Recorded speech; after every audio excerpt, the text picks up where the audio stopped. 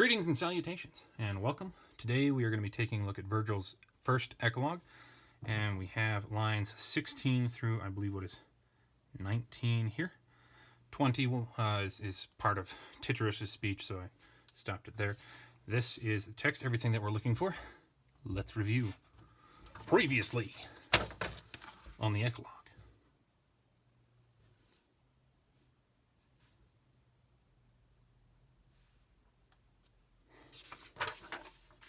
And now for our Latin text.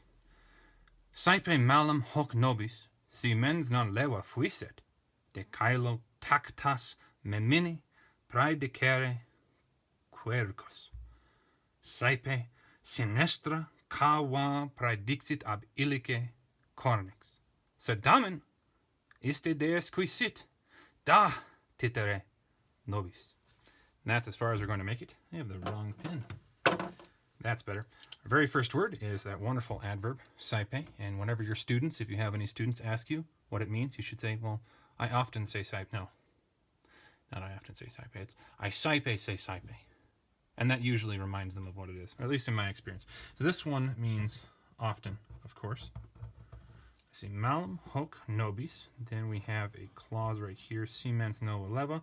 Let's handle this clause before we finish off this one, which appears to be connected with this, as there is no verb. Now, it could be that malum is supposed to be connected with hoc by a verb of being, but we'll see. So you have si, if, so we have a conditional sentence here. Mens, mentis, this is in the nominative form. So we take a look at fuisset, our verb. You have et there, so that's going to be a third singular, telling us that this most likely is nominative. But third singular, notice we have the iss and then e there, which is actually part of two different things there. This is from sum esse fui, so fuisse is the perfect infinitive of fui, and whenever you put a personal ending like t on the end of fuis, on the end of an infinitive, you get a secondary sequence subjunctive. So what we actually have here is the pluperfect, and it is active subjunctive. So this means that with if, we are not going to translate it had been, but might have been. Because for subjunctives in the secondary sequence, we use might instead of may, and have because it's part of the perfect tense family. So, mens, nominative, singular, and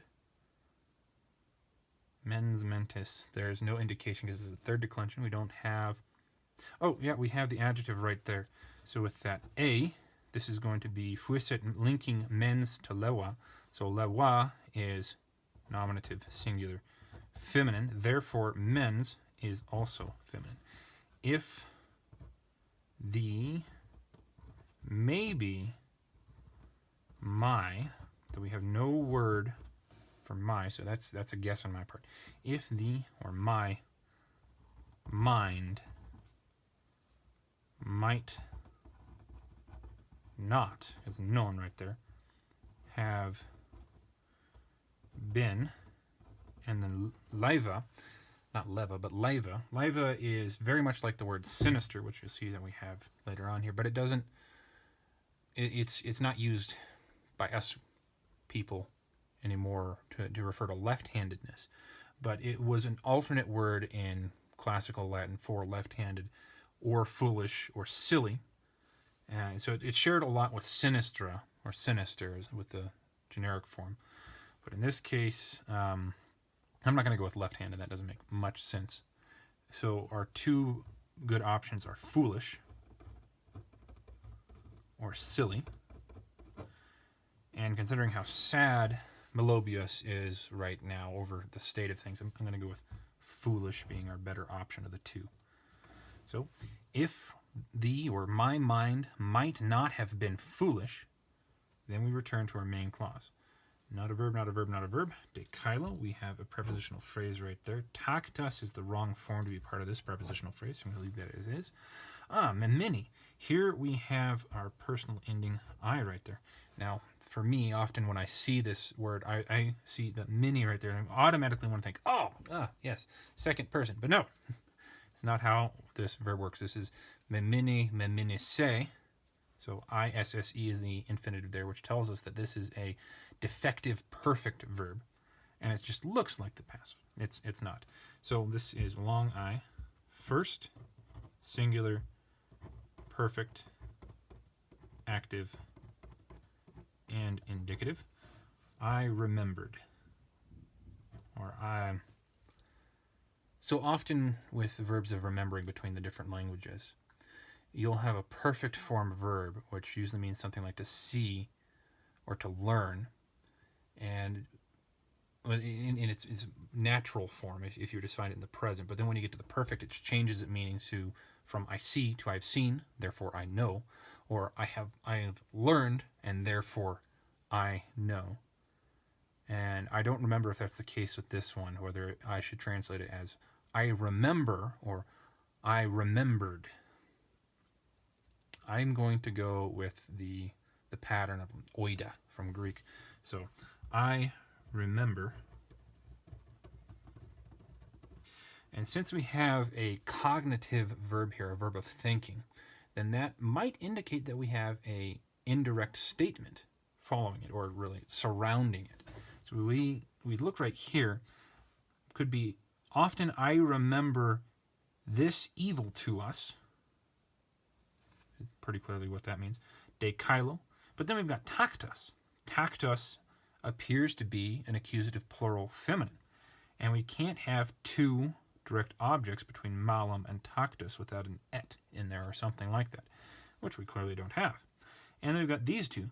Praedicere, which is, as you can see, re, a present active infinitive. And then quercus, and that us there initially looks like it could be a nominative singular, but then this is a fourth declension noun, so we've got a variety of different options there. So memini can't take malum and taktos as objects, and quercus if it is also an accusative. So instead something else has to be going on. And what I propose is that memini, which will want to take an infinitive, basically the same thing as setting up an indirect statement, has praedicere as the verb of this clause starting up here. So instead what we've got is often blah blah blah. If mind might not have been foolish, I remember that. And there we go.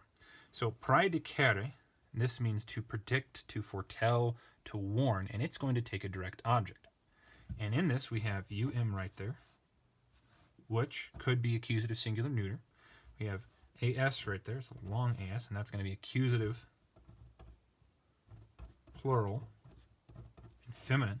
And quercus, which probably has a long u right there. If it were a short u, then it would be singular, and we would expect a singular verb, which we don't have. So I'm going to say almost certainly long u, and therefore nominative plural or accusative plural feminine. One of the uncommon fourth declension feminines. So if we have malum as the subject of praedicere, then it would be often this evil foretells taktos quercus to us de kailo. And that could make sense. Or it could be that taktos quercus is the one doing the predicting. So what do these things mean?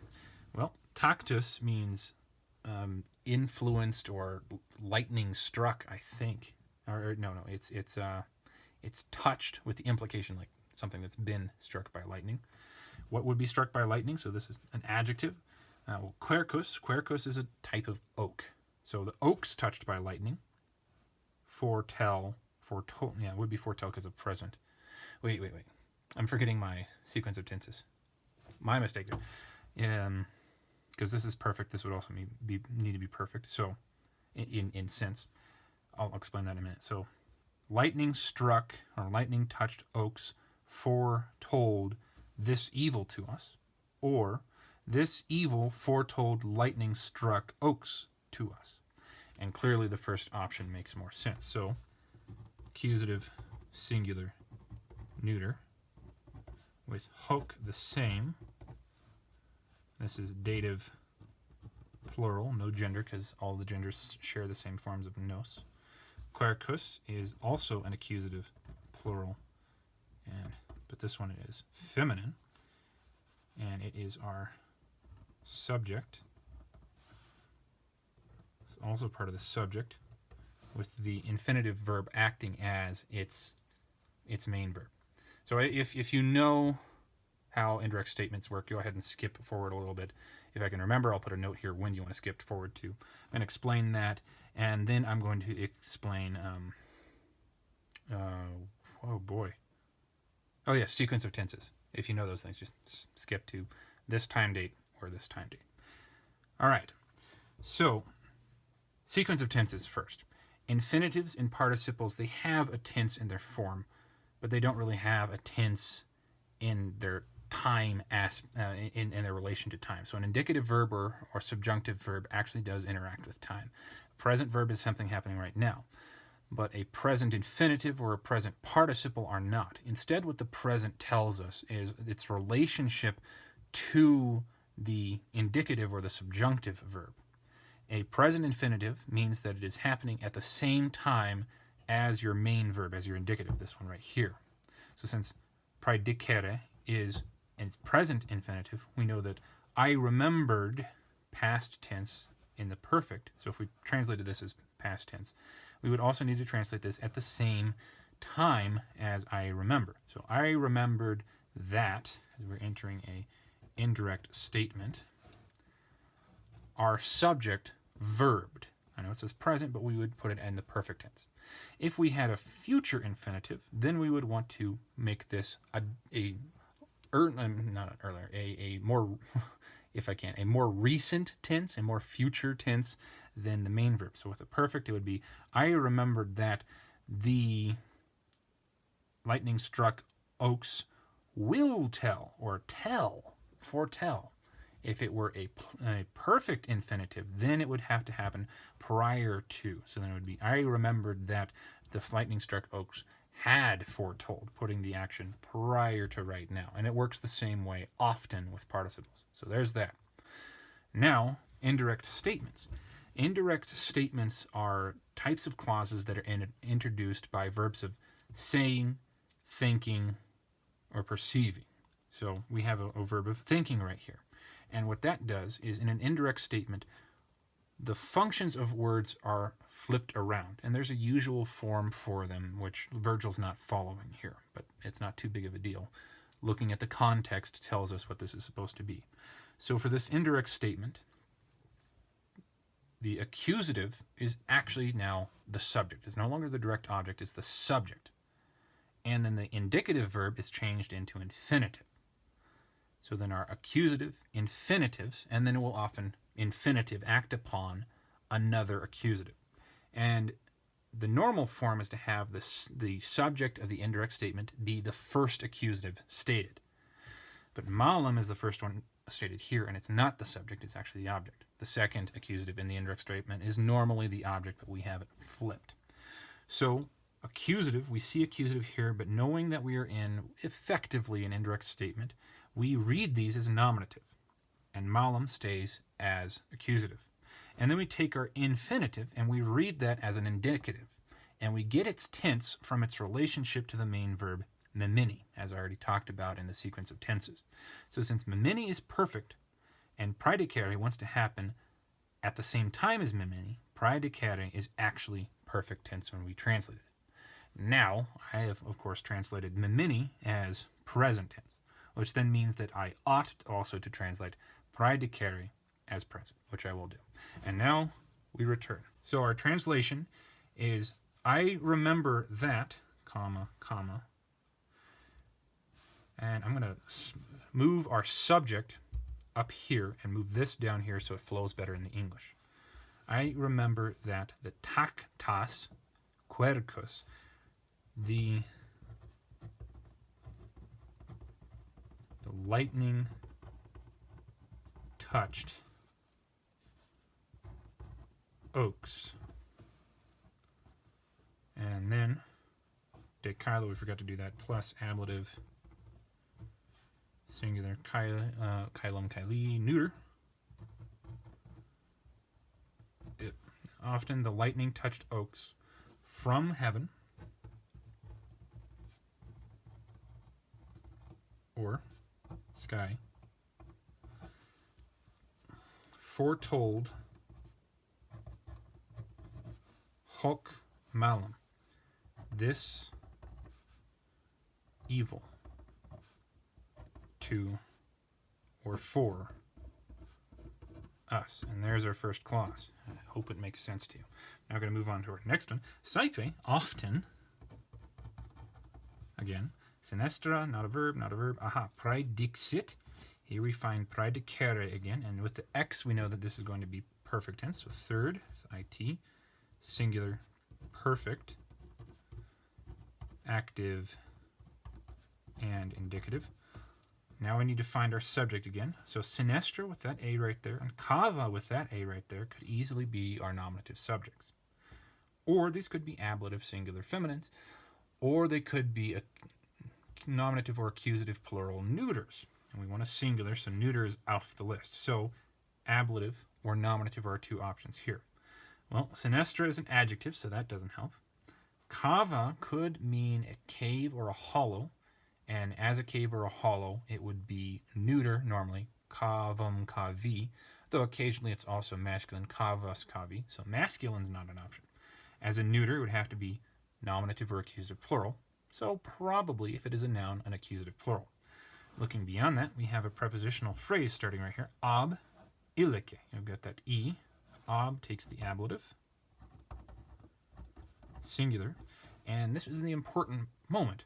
Ilike is, in fact, feminine. And in case you want to look this one up, this one is, and I'm going to get this wrong, ilex, ilikis, feminine. So since this is feminine, either or both of these could actually be modifying ilike. If it were both, and then we'd be taking this as the adjective. If it were both, we would expect an et in there or something. We don't see that. So let's move on to our next word, cornix. And cornix is also feminine to complicate matters even further. So now we really don't know what's going on with that. But cornix is nominative, clearly, singular, and feminine of the third declension, and it means a crow.